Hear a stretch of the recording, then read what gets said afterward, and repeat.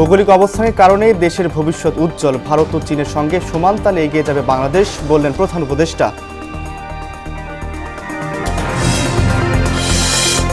সারা দেশে চলছে operation devil hunt. গত 24 ঘন্টায় 389 জনকে গ্রেফতার করেছে আইন শৃঙ্খলা বাহিনী।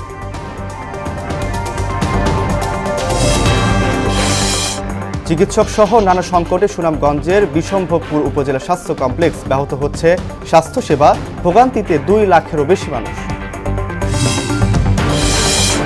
এবং মোকামগুলোতে ধানের দাম চড়া, লোকসানের অজুহাতে খাদ্য গুদামে চাল কম দিচ্ছেন চালকল মালিকরা। সরকারের লক্ষ্যমাত্রা অর্জন নিয়ে শঙ্কা।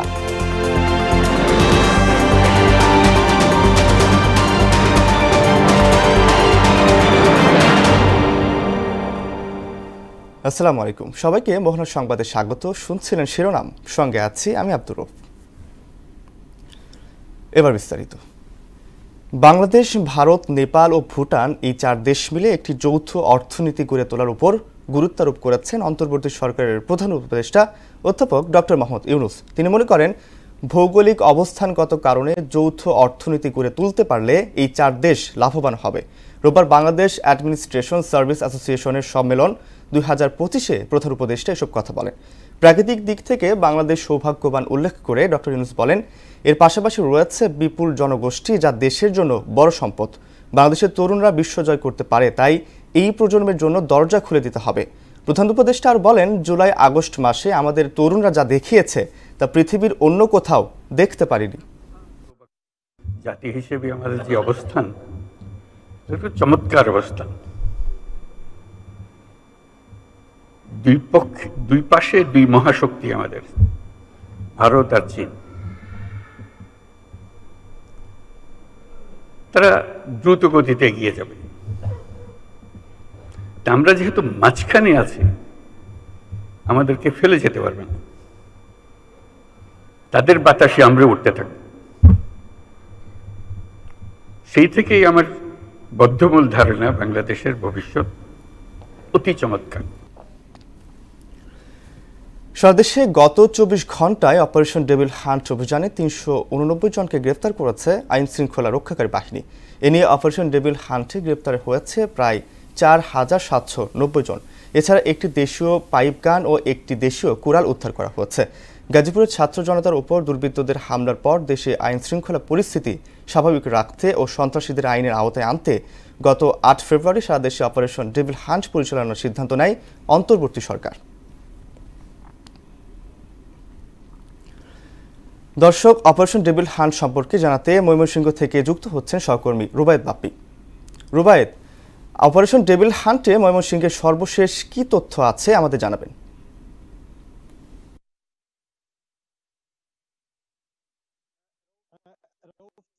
আপনি জানেন যে বিগত ঘোষিত ডেভিল হান্ট অপারেশন কিন্তু ময়মনসিংহ চলছে।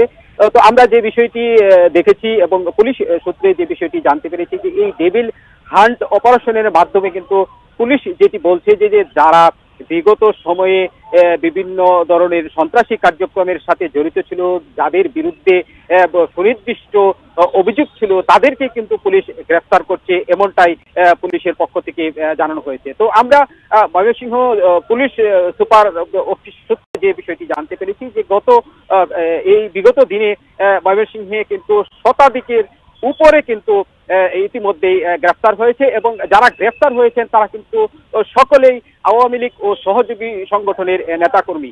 তো আমরা এখন আছি কোতোয়ালি মডেল থানার সামনে। তো এই কোতোয়ালি মডেল থানায় কিন্তু সবচেয়ে বেশি গ্রেফতার হয়েছেন। তো আমরা এই অফিসার ইনচার্জ যে শফিকুল ইসলাম খান, ওনার সাথে কথা বলেছি। উনি যেটি বলেছেন যে এটি সিটি কর্পোরেশন এলাকা হয়, কিন্তু এখানে বিগত দিনে আন্দোলন সংগ্রাম এবং যে কোনো ইতে কিন্তু এখানে বড় ছোট বিভিন্ন ধরনের কিন্তু নাশকতার ঘটনা ঘটেছে, যে কারণে কিন্তু এই কোতোয়ালি মডেল থানায় কিন্তু ডেভিল হান্ট অপারেশনের সর্বোচ্চ সংখ্যক এখন পর্যন্ত গ্রেফতার হয়েছেন এবং যারা গ্রেফতার হয়েছেন সবাই কিন্তু আওয়ামী লীগের ছোট বড় মাঝারি ধরনের নেতা এবং সহযোগী সংগঠনের নেতা।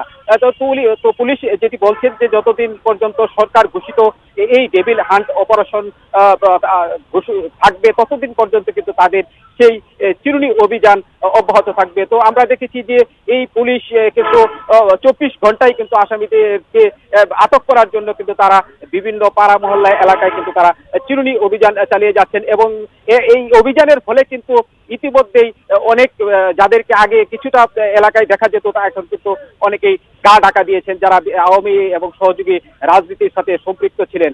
তো উল্লেখযোগ্য সেই ধরনের নেতা কর্মী কিন্তু এখন চোখে পড়ে না। তো এই ডেভিল হান্ট অপারেশনের যে পরিস্থিতি সেই পরিস্থিতি নিয়ে ময়মনসিংহ থেকে আমার কাছে ছিল সর্বশেষ। বাপি, আপনাকে ধন্যবাদ। সংকট সহ নানা সংকটে হাবুডুবু খাচ্ছে সুনামগঞ্জের বিশম্ভরপুর উপজেলা স্বাস্থ্য কমপ্লেক্স। প্রতিনিয়ত ব্যাহত হচ্ছে স্বাস্থ্যসেবা, চরম ভোগান্তির শিকার হচ্ছে 2 লাখেরও বেশি মানুষ। এ বিষয়ে দ্রুত পদক্ষেপ নেওয়ার দাবি জানিয়েছে ভুক্তভোগীরা। যদিও কর্তৃপক্ষের কাছ থেকে মিলছে কেবলই আশ্বাস। কুলেন্দু শেখর দাসের প্রতিবেদন জানাচ্ছেন শারমিন স্বর্ণা। সুনামগঞ্জের বিশ্বম্বরপুর উপজেলার 5টি ইউনিয়নের মানুষের স্বাস্থ্যসেবার একমাত্র ভরসা বিশ্বম্বরপুর উপজেলা স্বাস্থ্য কমপ্লেক্স। 2023 সালে এটি 31 শয্যা থেকে 50 শয্যায় রূপান্তরিত হলেও নেই আবাসিক চিকিৎসক।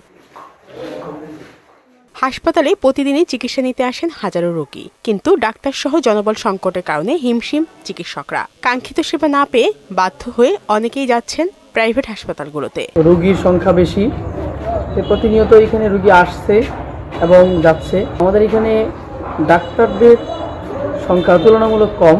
যেভাবে চিকিৎসা এইভাবে আমি পাইনি, তবে এ বিষয়ে পদক্ষেপ নেওয়ার আশ্বাস দিয়েছেন স্বাস্থ্য ও পরিবার পরিকল্পনা কর্মকর্তা।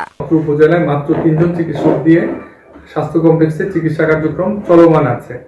এই জন্য রোগী সহ আমরাও স্বাস্থ্যসেবা প্রদানে যথাযথ মানসম্মত স্বাস্থ্যসেবা প্রদানে আসলে একটু দুর্ভোগে আছে। দ্রুত সাধারণ মানুষের দুর্ভোগ লাঘবে প্রয়োজনীয় ব্যবস্থা নেবে কর্তৃপক্ষ, এমন প্রত্যাশা ভুক্তভোগীদের।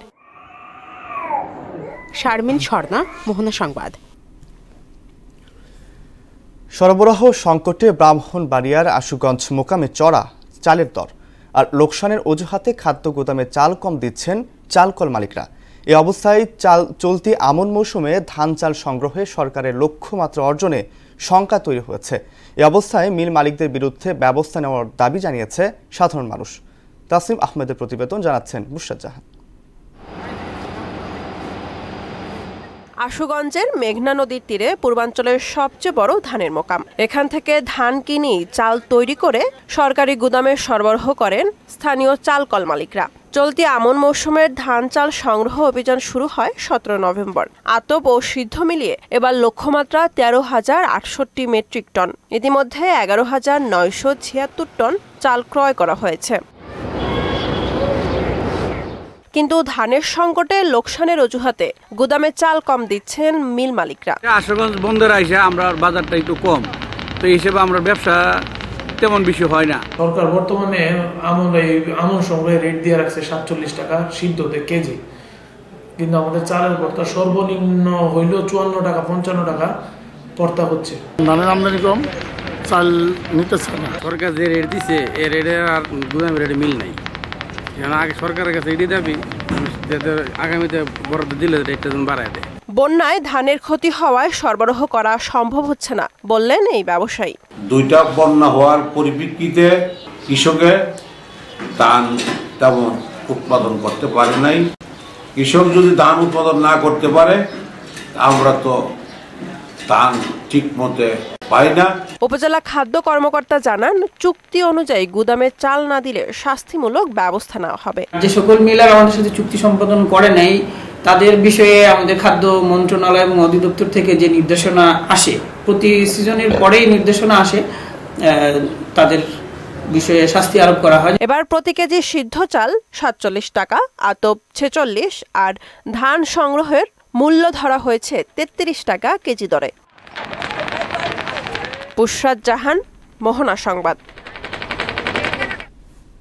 এবার বইমেলার মোহনায়।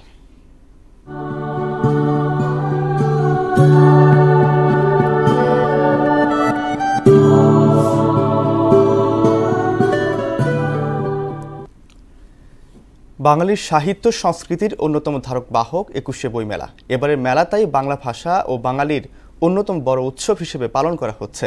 নতুন প্রজন্মকে ভাষা আন্দোলন ও মহান মুক্তিযুদ্ধের চেতনায় উদ্বুদ্ধ করার পাশাপাশি বইয়ের প্রতি আগ্রহী করে তুলতে এ মেলা যুগান্তকারী ভূমিকা রাখছে। এসইউ সেলিম জানাচ্ছেন বিস্তারিত।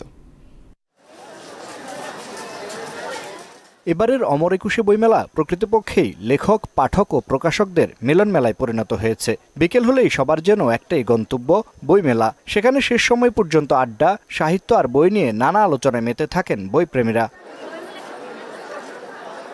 বাংলা ভাষা ও সাহিত্যের সমৃদ্ধি এবং বইপ্রেমীদের মিলনমেলা হিসেবে এ মেলা প্রতি বছরই নতুন উদ্দীপনা নিয়ে হাজির হয়। কবিতা, উপন্যাস, প্রবন্ধ, গবেষণা, বিজ্ঞান, শিশুতোষ, সাহিত্য সহ নানা বিষয় সমৃদ্ধ বই সম্ভার রয়েছে প্রাণের মেলায়। জীবনের প্রকৃত স্বাদ গ্রহণ করতে তরুণদের বইমুখী হওয়ার তাগিদ দেন লেখক প্রকাশকরা। আমরা যেন বইমুখী হই, বই চর্চা করে আমি প্রতিদিন একটা বই পড়তে না পারলেও যেন একটি পাতা পড়তে পারি। আমার পছন্দের লেখক হুমায়ুন আহমেদের বই কিনেছি আমরা দুইজনই। বাচ্চাকে নিয়ে এসেছি, ওর বয়স 5 চলে, তো ওকে চাই আমি এসব দেখুক, বই সম্বন্ধে জানুক। বাচ্চাদের যত বইয়ের টাচে রাখবো, বই গিফট করব, ওর কি পছন্দ এটা বুঝতে চেষ্টা করব, সেটা আমাদের জন্য সবচেয়ে বেশি অনুপ্রাণিত করবে ওদের। আগে আমি কয়েকটা কবিতার বই আমার লেখা হয়েছে, এবার প্রথম আমি গল্প লিখেছি। যেভাবে লিখলে স্বাচ্ছন্দ্যের সাথে পড়ার আগ্রহ তৈরি হবে, সেইভাবে যদি সেই বইগুলো আপনারা লেখেন। এবার প্রথম দিন থেকে বইমেলায় কেনাবেচা জমে উঠেছে। তারই ধারাবাহিকতায় মেলার 16তম দিনেও দেখা যায় স্টলে স্টলে ঘুরে প্রিয় লেখকের বই কিনছেন পাঠকরা। বিক্রি ভালো হয়, প্রতিদিনই নতুন নতুন বই প্রকাশ করছেন প্রকাশকরাও। ভালো সাড়া পাচ্ছি, আলহামদুলিল্লাহ, পাঠকের যথেষ্ট সাড়া আছে। সব দিক মিলিয়ে অত্যন্ত ভালো একটা পরিবেশে এই মেলাটা উদযাপিত হচ্ছে। এই যে একজন বই দেখে বা পড়ে, এই যে আমি আপনাকে বলছি, এই যে প্রকাশটা হচ্ছে, এটাই আমাদের তৃপ্তি। স্রোতটা যেমনই থাকুক না কেন, আমি সবসময় ইতিবাচক দেখারই চেষ্টা করি। ভাষা আন্দোলনের চেতনার প্রতীক হিসেবে এই মেলায় ভাষা ও সাহিত্য নিয়ে নানা আলোচনা ও স্মরণসভা যেন নিয়মিত চর্চা। পাশাপাশি মহান মুক্তিযুদ্ধ ও 24-এর গণ অভ্যুত্থান নিয়ে বই প্রকাশ হওয়ায় তরুণ প্রজন্মকে আকৃষ্ট করছে এবারের মেলা। এসইউ সেলিম, মোহনা সংবাদ, ঢাকা। কুষ্টিয়ার দৌলতপুরে বিদেশি সবজি স্কোয়াশ চাষে সাফল্য পেয়েছে কৃষকরা। বাজারে স্কোয়াশের চাহিদাও বেশি। সর্বোচ্চ 90 দিনে ফসল বিক্রি করা যায়। আগ্রহীদের প্রশিক্ষণ দিচ্ছে কৃষি বিভাগ। খরচ কম ও বেশি লাভ হওয়ায় এই সবজি চাষে যুক্ত হচ্ছেন প্রান্তিক চাষিরা। মঞ্জুরুল ইসলাম খোকনের প্রতিবেদন, জানাচ্ছেন আফরিন পপি।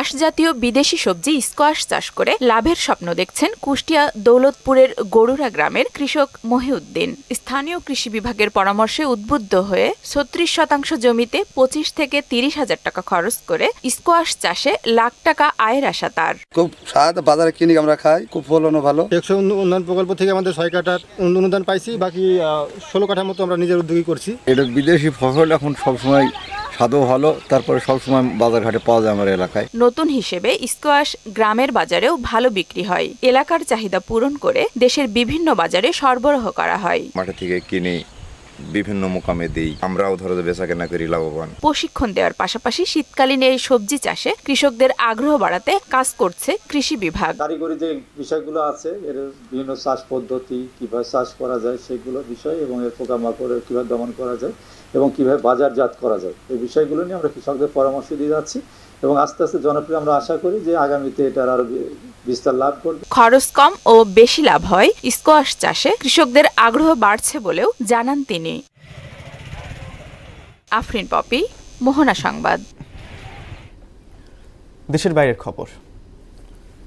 অবরুদ্ধ গাজা উপত্যকায় ধ্বংসস্তূপ থেকে আরও 6 জনের লাশ উদ্ধার করা হয়েছে। এতে নিহতের মোট সংখ্যা 48,270 ছাড়িয়ে গেছে।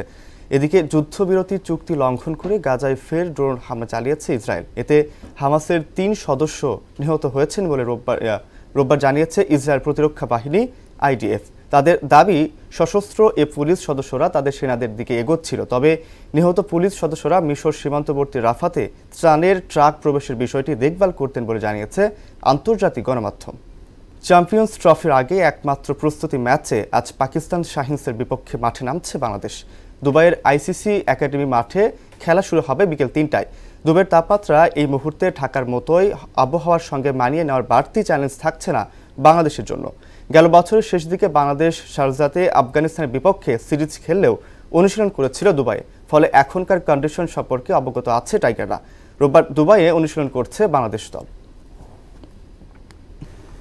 শেষ করব মোহনা সংবাদ, যাবার আগে শিরোনামগুলো জানিয়ে দেব।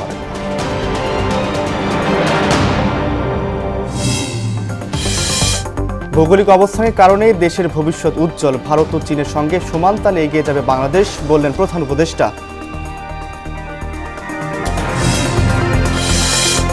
সারা দেশে চলছে অপারেশন ডেভিল হান্ট। গত 24 ঘন্টায় 389 জনকে গ্রেফতার করেছে আইন শৃঙ্খলা বাহিনী।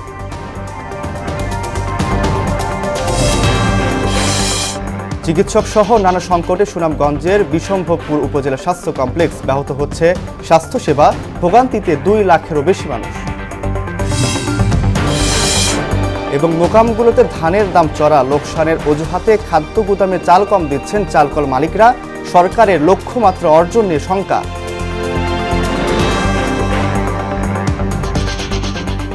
এই ছিল মোহনা সংবাদে। পরবর্তী সংবাদ দুপুর 1টায়। এর আগে সংবাদ এক নজরে দেখবেন দুপুর 12টায়। মোহনার সর্বশেষ খবর জানতে ভিজিট করুন www.mohana.tv। সংবাদ দেখতে পারেন ফেসবুক, ইউটিউবেও। এতক্ষণ সঙ্গে থাকার জন্য ধন্যবাদ সবাই।